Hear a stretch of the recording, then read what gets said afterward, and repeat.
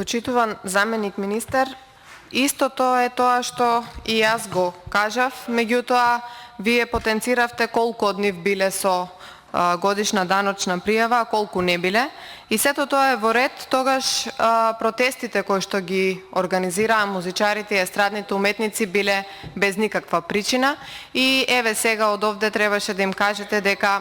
популистички некој ги натерал да излезат на некаков протест и да изразат одредено свое незадоволство, бидејќи тие, еве, кажувате вие дека имале пари, дека само еден дел од нив ги исполнувале условите и тоа, еве, вие кажувате дека сте им прогледале кроз прсти, малтене, и дека оваа категорија одлично заработувала во изминатата корона година и затоа не им се потребни средствата кои што денес овде ги бараме. И доколку навистина го мислевте тоа, ви благодарам, бидејќи тоа беше и целта на амандманот, да види македонската јавност, а и сите естрадни уметници колку е искрена оваа власт, кога со полна уста збори за пакети на мерки и со полна уста збори за помош, кој што ќе ја добијат сите категории, па и овие. И доколку било така, навистина жалам што естрадните уметници изминатите 6 месеци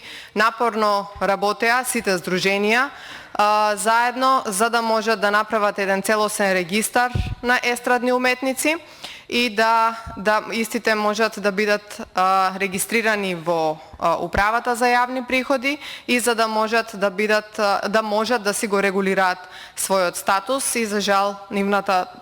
толку месечна работа, напори, пресови, излегување по медиуми, правење на протести била залудна. Ви благодарам.